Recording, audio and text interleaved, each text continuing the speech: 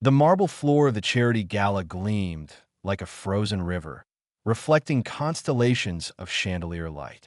Will Smith's laughter echoed in the vaulted ceilings, smooth and practiced, as he shook hands with a senator whose name evaporated faster than champagne bubbles. Outside, paparazzi flashbulbs popped like distant fireworks, their hunger muffled by velvet drapes. He'd always navigated these rooms like a dancer, smiling on beat, nodding to rhythms only the famous could hear. But tonight, his polished leather soles betrayed him. A spilled drink pooled at the edge of the stage, its amber sheen invisible against the dark stone. The fall was swift, unceremonious. His temple struck the edge of a pedestal holding an award he'd won years prior. Best Actor, etched in gold now smeared with his blood. Gasps fluttered through the crowd like trapped birds. Then silence. He awoke to the symphony of rats.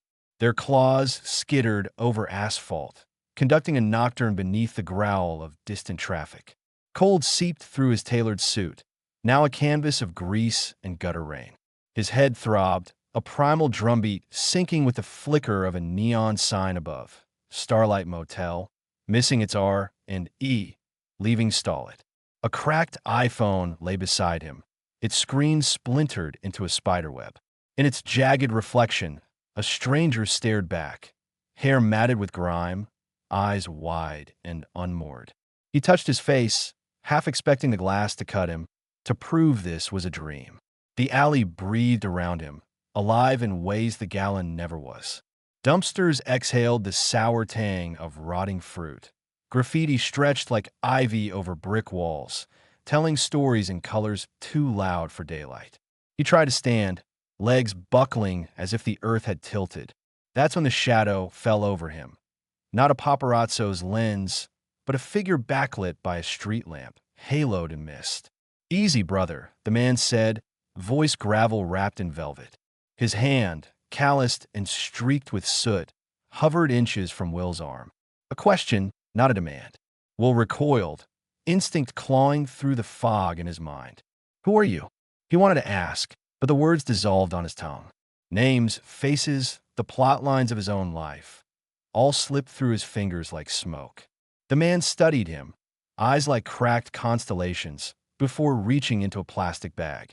He pulled out a half-eaten apple, its flesh browned but glistening where teeth had carved moons into its surface. "Eat," he said. "Hunger's a liar. Says you're empty when you're just misplaced." Will hesitated, then bit into the fruit. The sweetness shocked him, a relic of orchards and sunlight in this concrete tomb. The man nodded, satisfied, and settled onto an overturned crate. He wore a military surplus jacket, its patches frayed into abstraction, and boots held together by duct tape and what might have been prayer.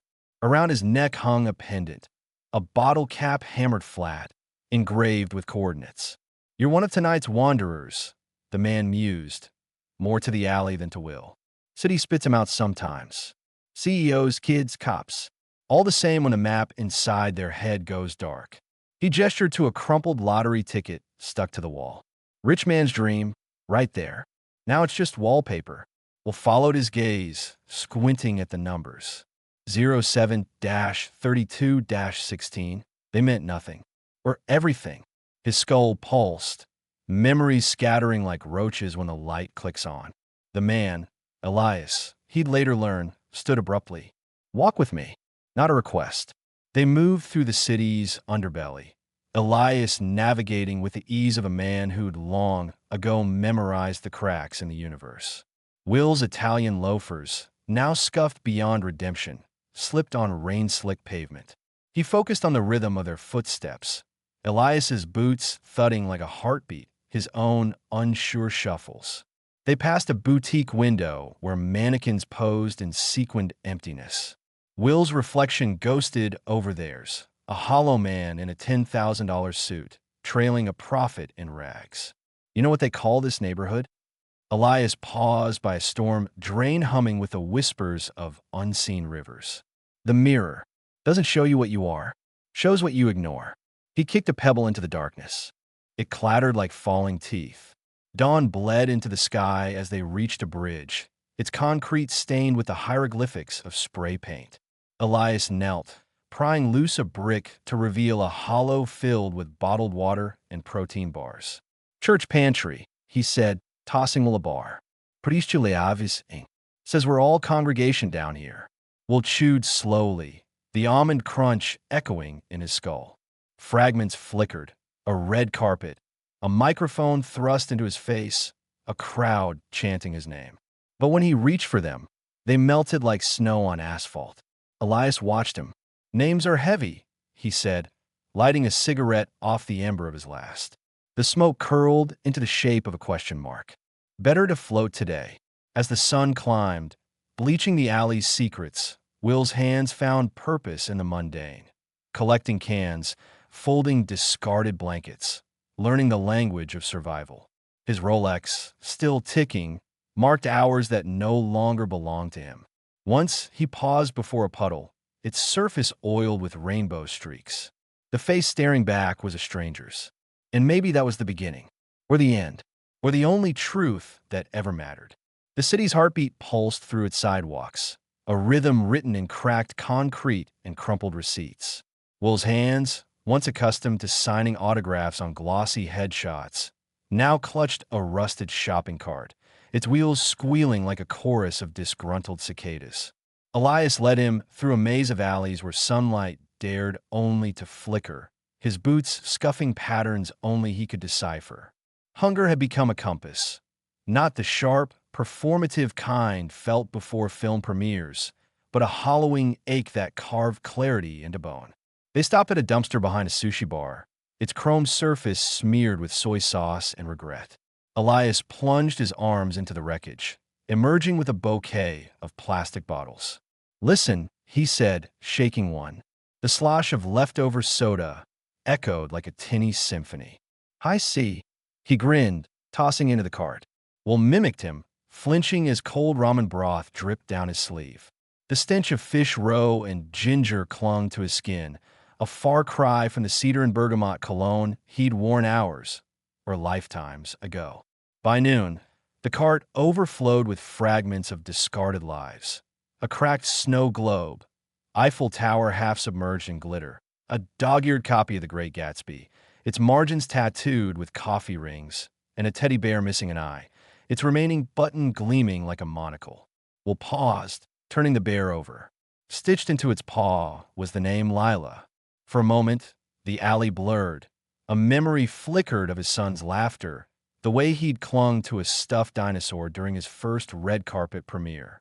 But the image dissolved, replaced by the bear's frayed seams. "Keep moving," Elias muttered, eyeing the sky. Clouds hung low, swollen and bruise-colored. Rain's a thief. Steals warmth, steals time. They reached the underpass as the first drops fell, its graffiti-streaked walls humming with the vibrations of unseen traffic above. Elias knelt, peeling back a tarp to reveal a nest of moth-eaten blankets and a Coleman stove.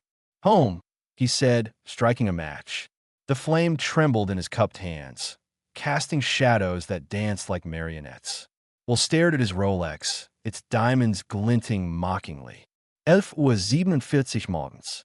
Time had become a rumor here, measured in cigarette burns and the slow decay of daylight.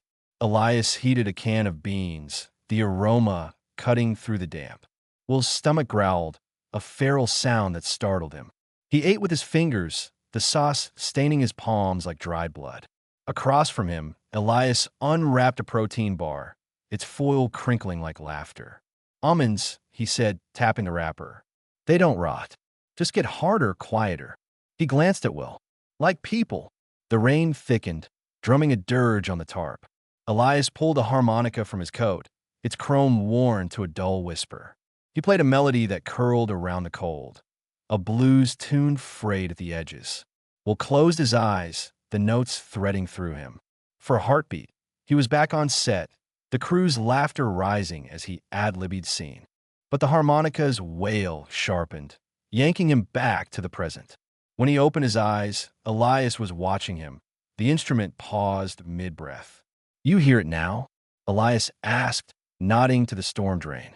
Beneath the rain's static, a faint gurgle rose, the hidden rivers of the city, rushing towards some unseen ocean. Everything's connected, even the shit. At dusk, they trudged to the scrapyard, their cart clattering like a junk band procession. The foreman, a walrus of a man with knuckles tattooed, no regrets, weighed their haul. $12, he grunted, spitting a sunflower shell into the mud. Elias pocketed the cash without counting. On the walk back, they passed the stall IT motel, its broken sign now flickering in the rain. Will slowed, squinting at a flicker of movement in a second-floor window, a silhouette too sharp, too still. Elias gripped his elbow. Don't, he warned.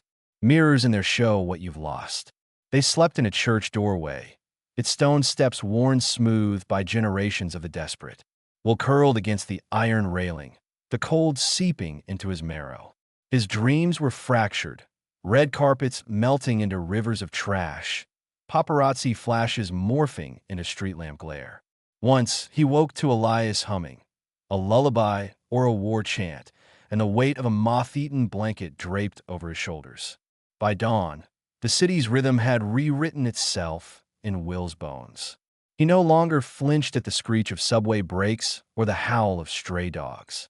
When a businessman in a Burberry trench coat hurried past, briefcase clutched like a shield, Will felt nothing. No envy, no recognition. Only the dull throb of blisters forming beneath his Rolex. At a bus stop, Elias paused, studying a poster plastered to the plexiglass. Missing, it screamed, beside a photo of a grinning teenager. Last seen wearing. Will's breath hitched. The boy's eyes, wide, hopeful, mirrored his own reflection in the shattered iPhone. Elias ripped the poster down, folding it into his coat. Gotta keep moving, he said, though the words seemed heavier now. They ended the day on a park bench, its green paint flaking like diseased skin. Elias unwrapped 2 hot dogs bought from a cart, the vendor's sidelong glance pricing them at less than. Will bit into the soggy bun, the tang of onions and diesel exhaust coating his tongue. Across the grass, a toddler chased pigeons, her laughter ringing pure and bright. Will's chest tightened. Somewhere, in a parallel life, his own children were asking where he'd gone. Elias followed his gaze. She'll learn, he said quietly. They all do. As twilight bled into night, Will found himself sorting cans by the glow of a bodega sign. Aluminum, plastic, glass. Each had its own song, its own weight. His hands moved without thought, guided by a muscle memory he hadn't known he possessed. For the first time since the fall, the noise in his skull stilled. When the street lamps buzzed to life, Elias stood abruptly. Time to see the heart, he said, leading Will to a bridge overlooking the freeway. Below, cars streamed like luminous fish, their headlights cutting through the dark. Elias leaned over the railing, his pendant, the flattened bottle cap, catching the light. Used to hate this noise, he shouted over the roar. Now I know. It's the sound of people trying to outrun themselves.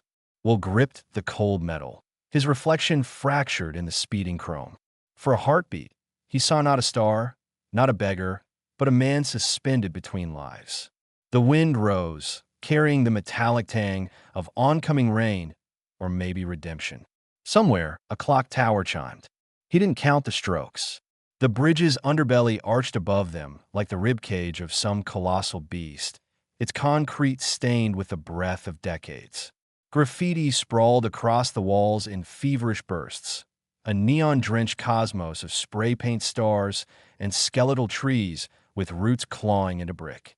Elias knelt by a rusted shopping cart, unpacking treasures, a waterlogged novel, its pages bloated into a Rorschach blot, and a cracked mirror shard reflecting slivers of the night.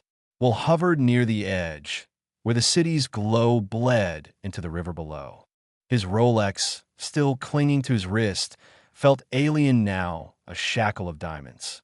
Elias lit a cigarette, the flame briefly illuminating coordinates etched into his bottle cap pendant. 40,71,28 symbol stopnia N, 74,0060 symbol stopnia W. New York City. All grieve, all beurs please, all primis. He exhaled smoke that curled into the shape of a child's laughter. You ever build something, he said, not turning, just to watch it burn? Will's silence was answer enough. They'd claimed this space hours earlier, dragging discarded carpets over the damp concrete to create an island of sorts. Elias moved with the precision of a man who'd reconstructed his life from scraps, folding a tarp into a pillow, weighting its corners with soda cans. Will mimicked him, his motions clumsy, as if his hands had forgotten their own muscle memory. A moth batted against the flashlight propped between them, its shadow magnified into a phantom on the wall. Midnight draped the city in static. Somewhere above, tires hissed over wet asphalt, a sound like waves receding. Elias pulled a Zippo from his coat, its surface engraved with fading insignias, a military issue, worn smooth by thumbs seeking solace in ritual. He flicked it open, closed, open. The flame danced in his pupils. Was a welder, he said, nodding to the bridge's steel girders. Built bones for skyscrapers. Then the robots came. His laugh was a dry rasp. Turns out, iron's cheaper than hope. We'll study the man's hands, scarred knuckles, nails blackened with grime. They could have been his own hands in another life. He reached for the cracked mirror, angling it to catch the flashlight's beam. His reflection stared back, fractured. A bloodshot eye here, a gash on his temple there. Who are you? The fragments seemed to ask. A name floated up, Jaden, his son's, but slipped away, swallowed by the river's murmur. Elias unfolded a grease-stained map across the carpet, its creases torn from years of refolding. Red X's marked shelters, soup kitchens, scrapyards, a constellation of survival. He traced a route with a calloused finger. This your city? He asked, though the question wasn't about geography. Will's gaze drifted to a poster plastered nearby, a blockbuster ad for Bad Boys 12, his face pixelated by rain damage. The Will on the poster smirked, frozen in mid-quip, a gun tilted like a toy. The real Will touched his stubbled jaw, feeling the split skin. Heroes didn't bleed. Heroes didn't shiver. A train roared past on a parallel bridge, its windows blazing. For 3 seconds, their hideout was a zoetrope of light and shadow. Elias didn't flinch. Used to take my girl on the Amtrak, he said, thumbing his pendant. She'd press her nose to the glass, naming clouds. That one's a dragon, she'd say. That one's a lost shoe. His voice frayed at the edges. Cancer don't care about clouds. The river answered with a hollow groan. Will's throat tightened. He'd cried on cue for Oscars, for funeral scenes, for talk show anecdotes. This was different, a raw, silent ache that gnawed deeper than hunger. He fished a protein bar from his pocket, the almond crunch echoing like bone. Elias watched him. You know why they call it starving? He didn't wait. Old word. Store fan. Means to die. Not just food. You can starve for touch. For memory. He gestured to the Bad Boys poster, now peeling at the corner. For whatever ghost you're chasing. A bottle floated by below, caught in an eddy. Will tracked its spiral, imagining his own life as debris. Award shows, script meetings, the cloying sweetness of fame, all dissolving into the current. His fingers found a teddy bear from the cart, its single eye gleaming. Lila, a name, an anchor. It slept in shifts. Will's turn came as the moon dipped, its light sieved through chain-link fencing. He counted passing headlights, each a fleeting sun. Once, a figure paused at the bridge's edge, a man in a suit, swaying like a sapling in wind. Will tensed, but the man simply vomited into the void and stumbled on. At dawn, Elias rose stiffly, joints crackling like cellophane. He led Will to the riverbank, where sewage pipes exhaled warm, metallic breath. Look, he said, pointing to a sludge-caked object half buried in mud. Will pried it free, a dented film canister. Inside, waterlogged photos clung together, their colors bled into abstraction. A birthday party, a blurred dog, a woman's smile reduced to a pink smear. Every day, Elias said, people drop pieces of themselves here. Think it's trash. He took the canister, tucking it into his coat. But it's archaeology. They walked back as the city stirred, delivery trucks belching diesel. A billboard flickered to life. Will's face, 30 feet tall, hawking cologne. "Unleash your legend," the tagline declared. He froze, nausea rising. The will on the billboard winked, a digital god. The will on the street reeked of river mud and defeat. Elias gripped his shoulder, fingers digging into the fabric of his ruined suit. "Don't let it eat you," he growled. "That thing." He jabbed a finger at the billboard. "It's an echo. You're the voice." Rain began again, thin and needling. Will tilted his face upward, letting it rinse the alley's stench from his pores. Somewhere beyond the bridge's shadow, a demolition crew roared to life, the rhythmic thud of steel meeting stone. Elias's eyes narrowed. "Old textile mill," he said. "Gonna be condos. They'll call it the Lofts at Memory Lane." Will stared at the rubble. A brick tumbled free, exploding into dust. His hands flexed, remembering the weight of the teddy bear, the film canister, the fractured mirror. "We'll build it better," he whispered. The words hung between them, fragile as the moth's wings. Then Elias snorted. "Heroes don't smell like piss." But he didn't walk away. The billboard's glare cut through the drizzle like a lighthouse beam, its pixels burning through the fog. Will froze mid-step, rainwater sluicing down his neck. 30 feet above, his own face smirked back, a digital doppelganger frozen in mid-quip, biceps glistening under CGI sunlight. "Bad Boys 12. Legends never die." The tagline curdled in his gut. For a heartbeat, the world tilted, asphalt dissolving into red carpets, alley stench replaced by champagne vapors. His skull throbbed, memories detonating like flashbulbs, a director's shout, a stunt harness snapping, the sickening crack of his head against marble. Elias's hand clamped his shoulder, grounding him. "Breathe," he growled, though his own knuckles whitened. The billboard flickered, its LEDs stuttering over Will's scar, a jagged line now pulsing with phantom pain. A limo glided past, tires hissing through sludge, and for a fractured moment, Will saw his reflection in its tinted window. Two men fused at the shoulder, one in rags, one in ruin. The storm broke in earnest, rain needling their skin. Elias dragged him into the skeletal remains of the textile mill, its carcass picked clean by scavengers.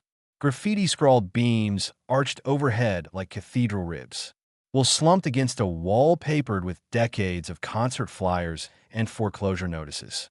His fingers brushed a poster, Fresh Prince. Live at the Forum, 1993, its edges curled into brittle fists. Laughter bubbled up, raw and jagged. "I used to play Heroes," he rasped, the words tasting of blood and irony. Elias struck a match, the flame guttering in the damp. Shadows leapt across his face as he lit a joint, its acrid smoke curling around the coordinates on his pendant. "Heroes die clean," he said, exhaling slowly. "You ain't dead." Outside, the demolished mill's bricks lay scattered like headstones. Will's Rolex buzzed, an insistent forgotten alarm. 3:15 p.m., script read-through. He yanked it off, hurling it into the rubble. The diamonds sparked once before vanishing. Elias watched, impassive, then tossed him a rusted crowbar. "Build something," he said, nodding to the wreckage. They worked in wordless tandem, prying rebar from concrete, stacking bricks into unstable towers. Will's blistered hands found rhythm in destruction, each clang of metal exorcising red carpets from his muscles. Rain transformed the site into a clay pit, mud sucking at their boots.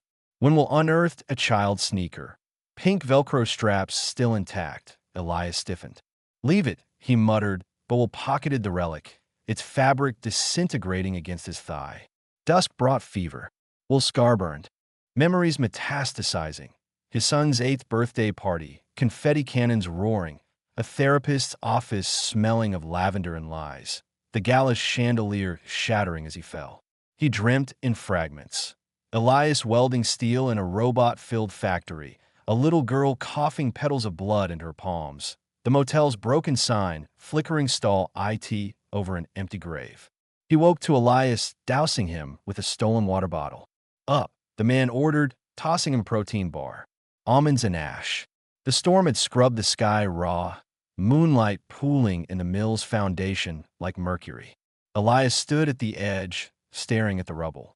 "They'll pave this," he said. "Bury it under yoga studios and dog spas." Will followed his gaze. In the pit's center, rainwater had collected into a shallow mirror. His reflection wavered, stubble and scars, eyes hollowed by streets and ghosts. But beneath the surface, something glinted, the film canister from the river, its metal catching the light. He slid down, mud seeping into his shoes, and pried it open. The photos had bled into surrealism. A birthday cake, now a Rorschach smear, a dog's face eaten by mold. Elias crouched beside him. "Told you. Archaeology." A siren wailed in the distance. Will's fingers tightened around the canister. He saw the recycling plant then, not as a charity project, but a cathedral of second chances. Conveyor belts humming like river currents, glass sorted by its song, Elias's pendant coordinates etched above the entrance. The vision burned brighter than any premier spotlight. "We'll build it here," he said, voice roughened by certainty. Elias barked a laugh. "With what?" "Fairy dust and fuck you money." Will stood, the sneakers Velcro peeling from his pocket. "With this."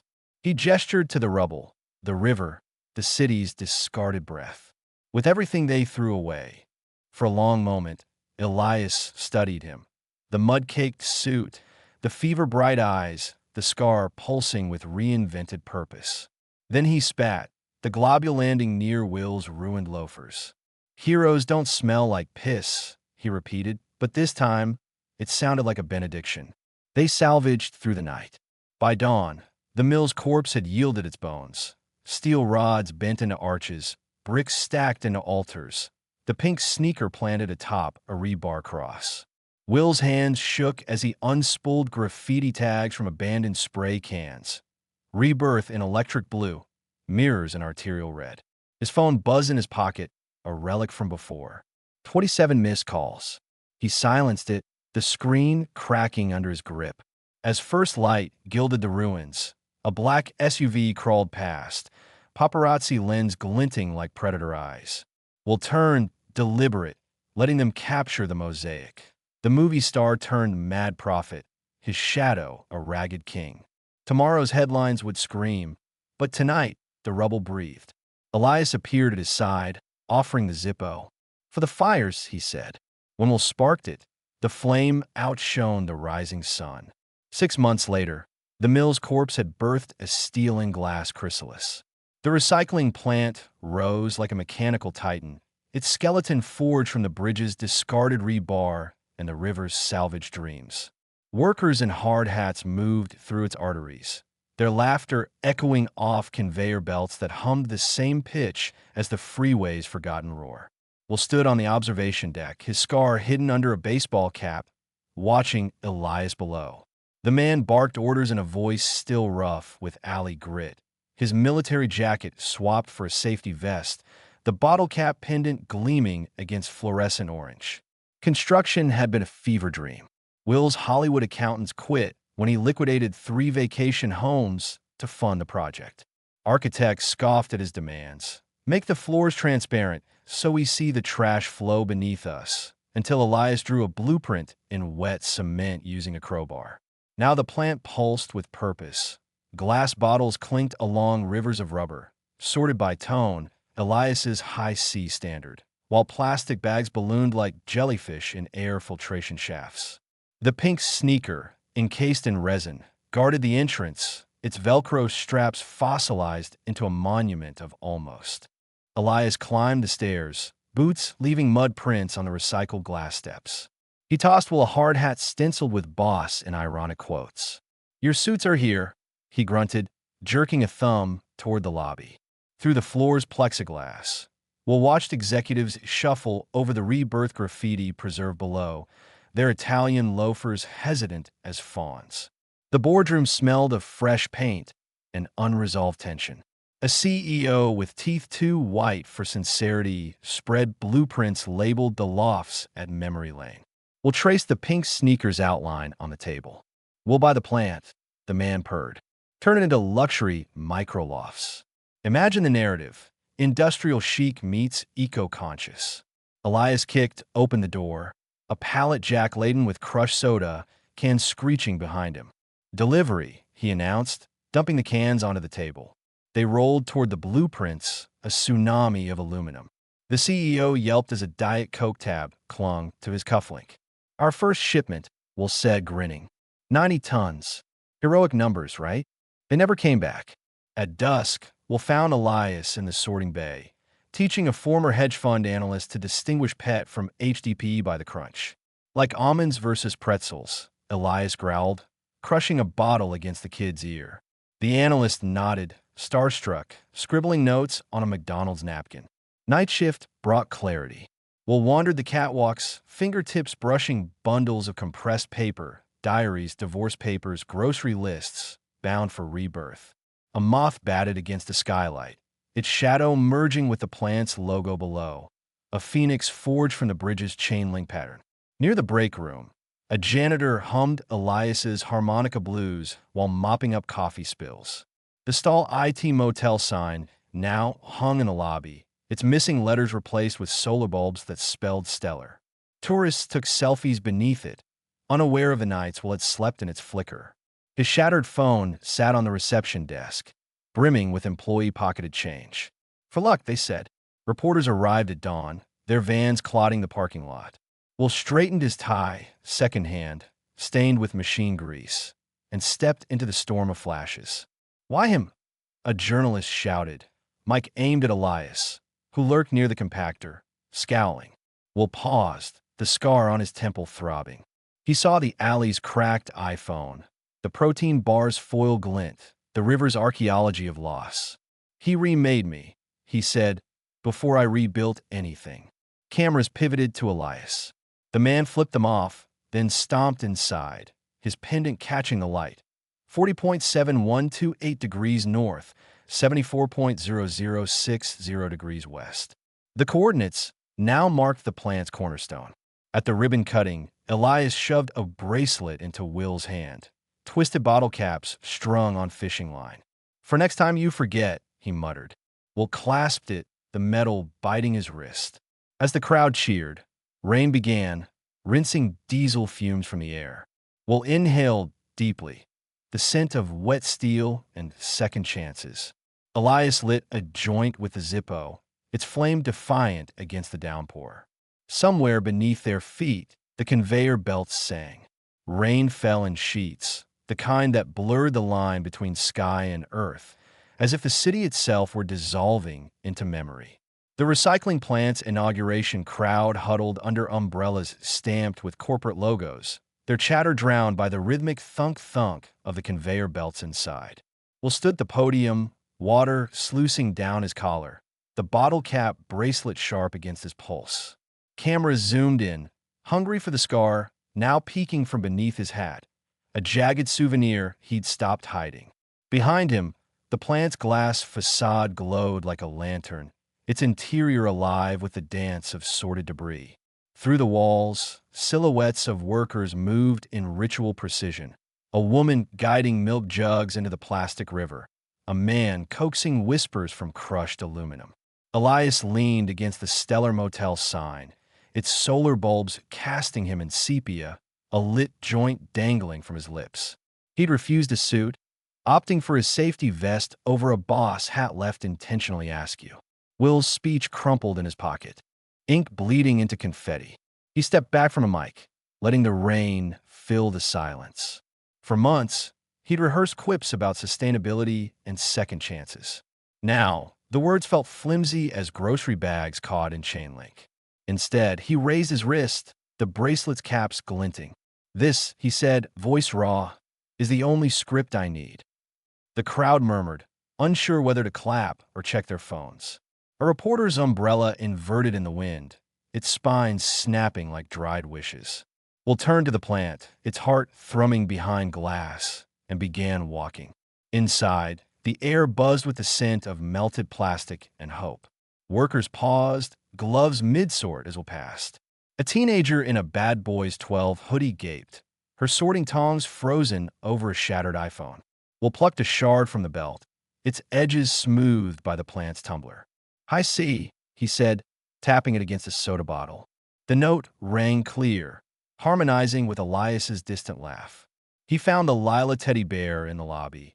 Its restored eye reflecting the rebirth graffiti preserved below. Someone had tied a hard hat around its neck, miniature and absurd. Will's fingers brushed the Velcro sneaker encased beside it, its resin shell fogged with fingerprints. Through the floor's plexiglass, the demolition crew's rubble lay entombed, rusted rebar crosses, brick altars, all baptized in recycled rain. Elias materialized at his shoulder, reeking of weed and WD-40. "Media's wetter than a landfill rat," he grunted, nodding to the soaked crowd outside. "Olga Shaji in admission." They climbed to the catwalks, where the plant's symphony crescendoed, glass singing, paper rustling its final secrets, plastic drums keeping time. Below, the CEO who'd pitched Microloft stood drenched, his Italian loafers sinking into mud. Will gripped the railing, the bracelet's caps biting flesh. "You could have taken the money," he said, not turning. "When they offered to buy you out." Elias spat over the edge, the globule landing near the missing poster now framed in the lobby. The boy's smile gleamed under gallery lights, his family's tears recycled into scholarships. "Money's a condom," Elias said. "Keeps life from sticking." A moth fluttered past, drawn to the skylight's false moon. Will thought of the bridge, of protein bars and fractured mirrors, of a night he'd traded red carpets for rivers. His phone buzzed, a text from his son. "Watching you on CNN. Hardcore, Dad." The cracked screen fractured the words into poetry. They descended to the sorting bay, where the hedge fund turned insulation analyst was teaching interns to read plastic like Braille. Elias snatched a HDPE jug, crushing it against the kid's ear. "Hear that? That's the sound of 1,000 middle fingers to Wall Street." Laughter rippled through the line. Will's scar throbbed, a phantom ache of the gala chandelier and the alley's iPhone shard. He slipped outside, rain needling his skin, and stood where the mill's foundation had birthed the plant's roots. The river churned nearby, carrying its offerings, a Barbie leg, a love letter sealed in Ziploc, a single AirPod crusted with algae. Elias joined him, the Zippo's flame guttering in his palm. He lit 2 cigarettes, passing one to Will. They smoked in silence, the plant's hum vibrating through concrete. "You gonna stay?" Will asked, ash blending with rain. Elias flicked his pendant. 40.7128 degrees north, 74.0060 degrees west. Now engraved above the employee entrance. "Got a view of her grave from the break room," he said. "Sun hits the river just right at noon. Makes the water look clean." A limo hissed past, paparazzi lens poking through its tint. Will's reflection warped in the window, a man in a stained tie, backlit by a phoenix, his shadow stretching into the storm. He ground the cigarette underfoot, the ember dying with a hiss. Inside, the crowd had migrated to the break room, where the janitor played harmonica blues over coffee spills. Will's bracelet clinked as he poured Elias a whiskey, the bottle's label peeled into abstraction. They clinked glasses, the toast unspoken. At midnight, the plant quieted, its belts sighing into standby.